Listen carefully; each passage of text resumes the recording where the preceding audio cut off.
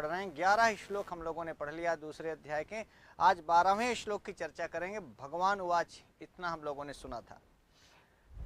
इसके पहले की कथा आप जानते हैं। पूरा पहला अध्याय अर्जुन ने कहा था विषाद, अर्जुन विषाद योगो नाम प्रथमोध्याय। गीता के पहले अध्याय का नाम है अर्जुन का विषाद।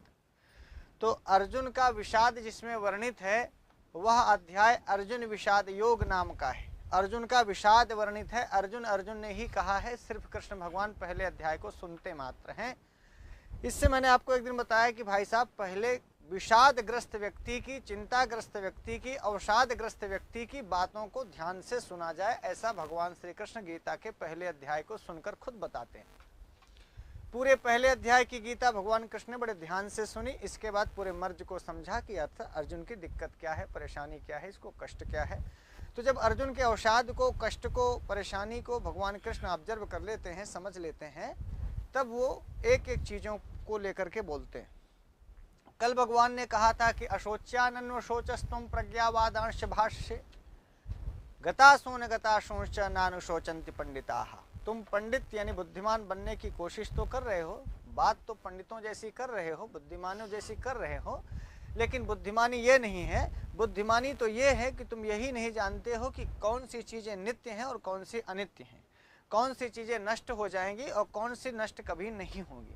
शरीर हमेशा नष्ट था, है और आगे भी नष्ट होता रहेगा। शरीर की एक सीमा है, 100 साल, 80 साल, 90 साल, 110 साल, 120 साल, और आजकल के लोग तो 100 पार कर जाएं यही बहुत है। 60-70 में, 60 में सरकार रिटायर कर देती है, अब 60-62 में भगवान रिटायर कर देते हैं। और यदि आप काम करने लायक 60 साल के बाद होते, मान लो कहीं कहीं 65 साल है, इसका मतलब 65 साल के बाद यदि काम करने लायक होते तो सरकार आपको और काम में 70 साल क्यों नहीं कर देती। यानी सरकारी सिस्टम में औसत आयु आप 60-65 के बाद किसी काम के नहीं रह जाते, ऐसा भारतीय व्यवस्था में, कानून व्यवस्था में है। तो जब 60-65 साल के बाद आपका यह शरीर अनित्य मान लिया जाता है आज की सरकारी नौकरियों में, सरकारी सिस्टम में, तो भला ये तो जो 30-35 साल, 40 साल भगवान ने आपकी 100 साल की उम्र बनाई, ये तो आपको फोकट में मिल गया, बोनस है। वरना सरकार की दृष्टि में तो आप 60-65 के बाद मर गए। कहीं कहीं पर 60 में रिटायरमेंट हो जाता है, कहीं 65 में। अब भगवान भी रिटायर कर देते, मान लो आप 65 के 70 में कुछ लोग रिटायर हो जाते हैं, कुछ 80 में, कुछ 85, कुछ 90, 100 तक सब रिटायर हो जाते हैं। पर आप अपना 100 मत समझिएगा, क्योंकि आप जैसे, हम जैसे लोगों की उम्र अब 100 साल तो नहीं रह गई है। यूरिया DAP खाने के बाद आप 100 साल तो नहीं जीने वाले हैं। खैर भगवान करे आप बड़े पुण्यात्मा हो, खटिया में परे परे जिएंगे भी तो क्या कर लेंगे। श्लोक हम लोग आज 12वां पढ़ेंगे, जहां भगवान श्री कृष्ण ये कहेंगे कि नत्वेवाहं जातु नासं, नत्वेवाहं जातु नासं, नत्वेवाहं जातु नत्वं नेमे जनाधिपाः, न चैव न भविष्यामः, सर्वे वयमतः परम्, न चैव न भविष्यामः, सर्वे वयमतः परम्। न, अब इसको तो थोड़ा संधि विच्छेद कर लीजिए, तो न तू एव अहम, ऐसे कर लीजिए। न तू, तू में ऊ है, ऊ के बाद ए आ रहा था, ऊ के स्थान पर वकार आदेश हो गया, यण संधि, और फिर एव के बाद वह है, और इधर आ है अहम का, तो यहाँ देखो दीर्घ संधि हो गई। न तू एव अहम, न तू एव अहम जातु न आसम, यहाँ भी नासम में भी संधि है, ना धन आसम, ना धन न आसम, आसीत आस्ताम आसन, आसी आस्ताम आस्त, फिर आसम आशु आसम। तो आसम कहाँ का है, लंग लकार भूतकाल वाला भैया, उत्तम पुरुष एक वचन है रविंद्र भैया। तो अहम न आसम, अहम न आसम, न तू एव, न तू एव अहम न आसम, न त्वम न इमे जनाधिपाः। नेमे का क्या हो जाएगा, ना धन इमे, ना धन, तो संधि विच्छेद कर जी, इमे जनाधिपाः न, ये राजा न इमे माने अयम इमौ इमे, अयम इमौ इमे, चूंकि जनाधिपाह बहुवचनांत है इसलिए इमे भी बहुवचनांत है। अब ये त्वम मध्यम पुरुष एक वचन का है। न चैव चाधन एव, चाधन एव चैव बन गया। न भविष्यामः सर्वे वयम अतः परम, वयम का म हलंत करके अतः परम अलग कर दो, तो सर्वे वयम अतः परम न च एव न भविष्यामः न त्वम न इमे जनाधिपाः न तू एव अहम जातु न आसम। ऐसा अर्थ एक एक शब्दों को अलग अलग कर लीजिए। अब मैं अर्थ बताऊं तो आपको समझ में आ गया, पहले अर्थ देख लीजिए, फिर अर्थ का अर्थ क्या है, अर्थार्थ क्या है, इसकी चर्चा करेंगे। भगवान ने कहा नत्वेवाहम जातु नासम, नत्वेवा, अनुष्टुप छंद में व्यास जी लिखते हैं तो 1 2 3 4 5 6 7 8 8 अक्षर में हमको रुकना चाहिए। 4 चरणों का यानी 4 लाइनों का यह श्लोक है। इसे हम संस्कृत व्याकरण शास्त्र में, छंद शास्त्र में अनुष्टुप कहते हैं। 8 अक्षर पर हमको रुकना होता है। तो 8 और 8 दूनी 16 और 8 त्रिका 24 और 8 चौका 32, यानी कुल मिला के 32 अक्षर होते हैं। पहली यति 8 पे, दूसरी यति 16 पे, 8 ही 8 पर लेना है, तीसरी यति 24 पे और चौथी यति 32 पे, यानी 8 अक्षर पर यति माने विराम लेना है। तो देखिए हम लोग जब इस श्लोक को पढ़ते हैं तो नत्वेवाहम जातु नासम, नत्वेवाहम जातु नासम, यहाँ रुक गए। फिर सांस ले लीजिए। नत्वम नेमे जनाधिपाः, नत्वम नेमे जनाधिपाः। ध्यान रखिए छंद शास्त्र में आधा अक्षर नहीं गिना जाता, तो नत्वम में जो आधा ता है ये नहीं गिनेंगे, केवल वाह के ऊपर जो ये वाह है गिनेंगे, ना भी गिनेंगे। तो 1 और ये 2 और ये हो गया 3, ये हो गया 4, ये हो गया 5, ये हो गया 6, ये हो गया 7 और ये हो गया 8। 8 अक्षर दिख रहा है।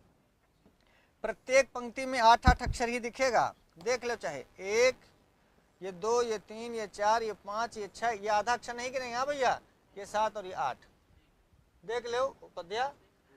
1 2 3 4 5 6 7 और 8, ये आधा अक्षर माँ हलंत है इसलिए नहीं गिनेंगे, माने 8 अक्षर सब में है। रविंद्र जन देख लो, रविंद्र जन देख लो, चूंकि आप लोग फिर कहीं कहीं कहते हैं ना कि सपा के चश्मे से सब कुछ देखने लगते हैं।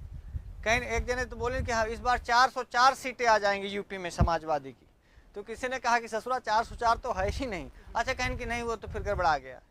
तो यहाँ 8 अक्षर गिनने में भी देख लीजिए, ऐसा ना गड़बड़ा जाए कि कहीं आप कहो कि सर ये तो 9 अक्षर है ना। तो आप देख लें, इसे पहले 8 अक्षर पर यति है, अनुष्टुप छंद है, इसे आप इस प्रकार से पढ़ेंगे, 8 अक्षर पर रुकेंगे। तो अब फिर से पढ़ना एक बार सीख लीजिए, फिर अर्थ बताते हैं। नत्वेवाहम जातु नासम, 8 अक्षर हो गया।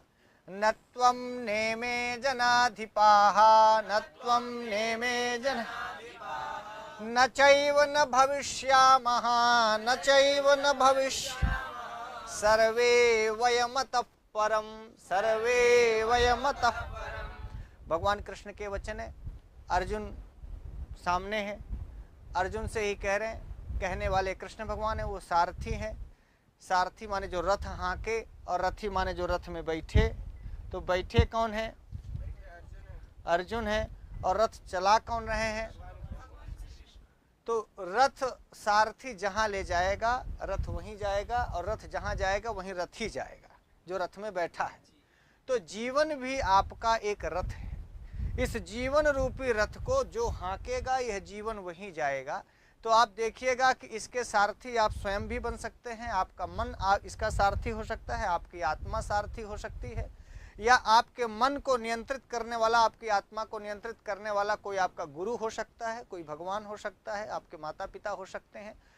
तो ये ध्यान रखिएगा कि आपके विचारों का नियंत्रण कौन कर रहा है, और जिसके विचारों का नियंत्रण कोई और कर रहा हो, चाहे वो योगी कर रहे हो, चाहे मायावती कर रही हो, चाहे अखिलेश कर रहे हो, तो फिर आपका विचार, आपका चिंतन, आपका सोच उसके हिसाब से चलेगा। बेहतर होगा कि यदि आप अपने विचारों का नियंत्रण खुद से करें। भगवान के वचनों को बता रहा हूं ताकि आप समझ पाएं। ये जीवन रूपी रथ, यह जिंदगी रूपी गाड़ी को आप किधर ले जाएंगे? ये इंद्रिय रूपी घोड़े जिधर भागते चले जाएंगे आपका जीवन भी उधर ही जाएगा। कठोपनिषद में एक रथ रूपक की चर्चा की गई, उसे आप पढ़ लीजिएगा, बहुत अच्छा है। तब इस श्लोक को पढ़िए तो आपको समझ आएगा। भगवान कृष्ण कहते हैं न तू एव अहम जातु न आसम। भगवान ने कहा न तू एव अहम, अहम माने मैं, अहम न आसम मैं नहीं था, ऐसा ना तू एव, बिल्कुल ऐसा है, हो ही नहीं सकता। यानी इसके पहले जब मैं कृष्ण के रूप में नहीं था तो मैं विष्णु के रूप में था, और जब कृष्ण रूप में नहीं था तो त्रेता युग में राम के रूप में था। तो क्या ऐसा हो सकता है कि भाई जब तक हम नंद बाबा के यहाँ पैदा नहीं हुए, देवकी के गर्भ से नहीं आए, जब तक हम यशोदा जी के यहाँ नहीं आए, तब तो क्या उसके पहले मेरी सत्ता नहीं थी? तो भगवान कृष्ण ने कहा ऐसा नहीं है। न तू एव अहम जातु न आसम, निश्चित रूप से न आसम मैं, अहम इसके पहले न आसम, ऐसा नहीं था। अर्थात मैं था। अरे कभी राम बन के कभी श्याम बन के, नहीं तो विष्णु तो थे ही हम ना, तो कभी राम बन के कभी श्याम बन के। तो अब आप समझ लेना कि एक भगवान क्या बताना चाहते हैं। तो जो द्वारिकाधीश भगवान को ये कहते हैं कि श्री कृष्ण हमारे हैं, यदुवंशी हैं, समाजवादी हैं कृष्ण, उनके लिए भगवान जवाब दे रहे हैं नत्वे वाहम जातु नासम। अरे हम ही छत्री थे जब राम बन के आए थे, और हम ही कृष्ण हैं जब यदुवंश में आए हैं, और हम ही विष्णु हैं। तो नत्वे वाहम जातु न आसम, मैं इसके पहले नहीं था, ऐसा नहीं है। ना तो ऐसा ही है कि मैं किसी काल में नहीं था।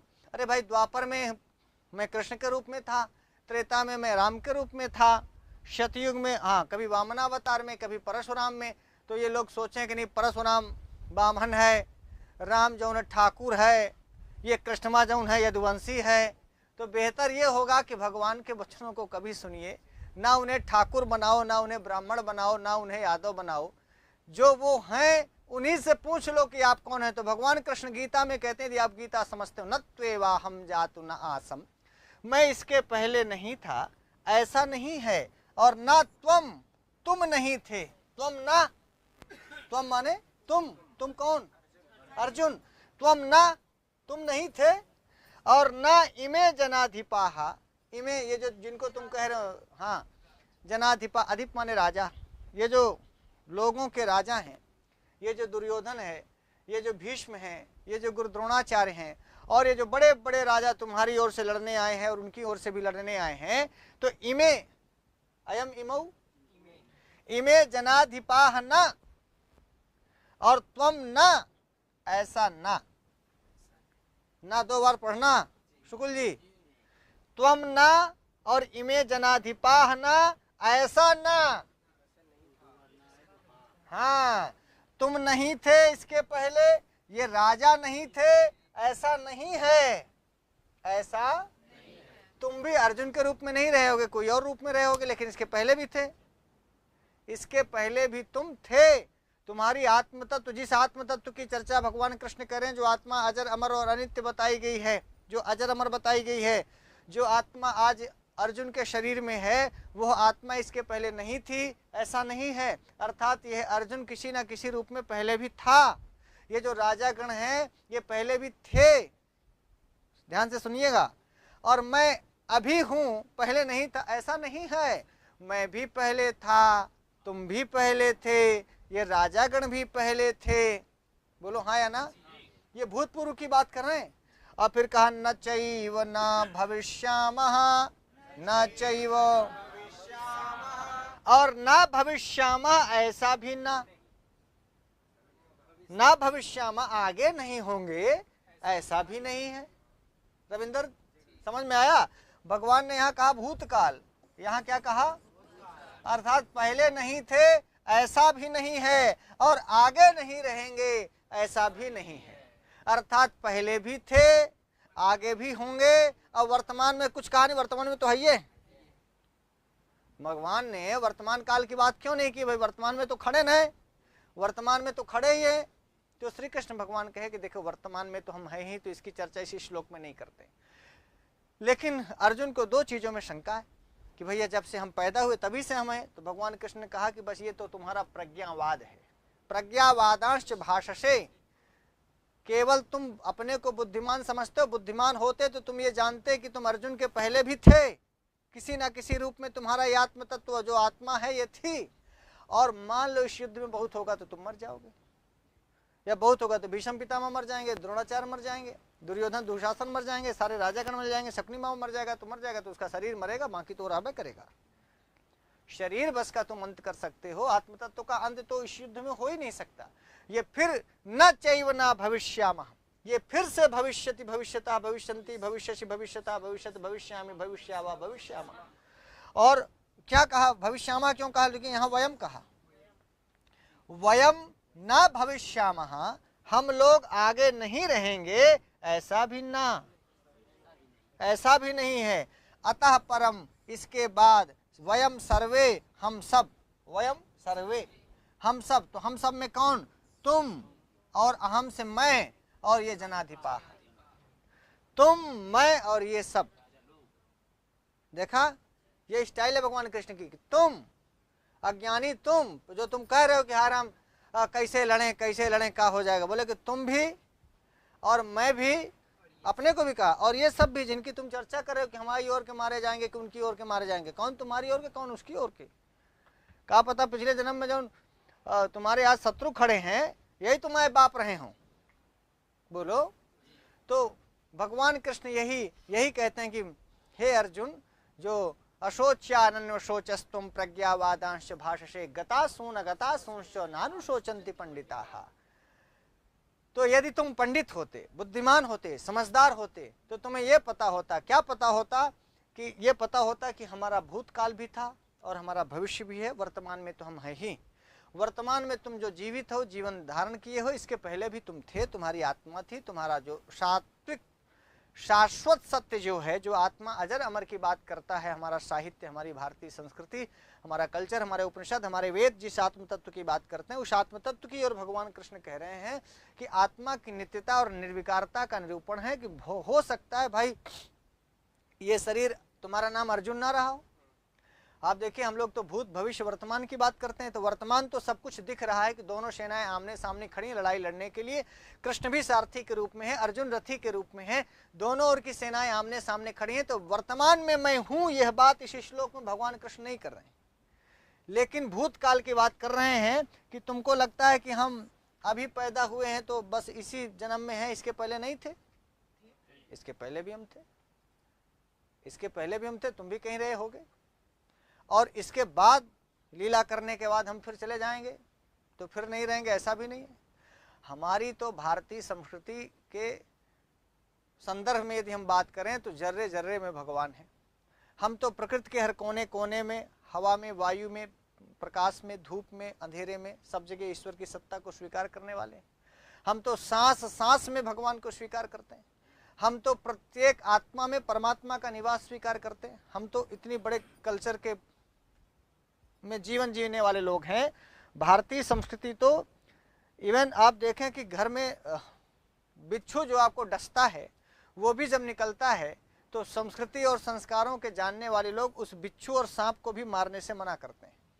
कहते कि भाई चिमटम पकड़ के बिच्छू को बाहर फेंक आओ, मारो ना पाप लागे। जो बिच्छू तुम्हें काट ले, जो तुमको रात भर दिन भर सोने ना दे, तुम मारे दर्द के तड़पते रहो, ऐसे दर्द देने वालों के लिए भी हमारी भारतीय संस्कृति कहती कि भैया मारो मत, चिमटम पकड़ के बाहर फेंक आओ। हमारे यहाँ सांप निकलते हैं तो हम लोग सांपों को बांसुरी बजा के पकड़ने वाले से सोचते हैं भैया पकड़ के ले जा, लेकिन मारे नहीं। बोले हाँ या ना।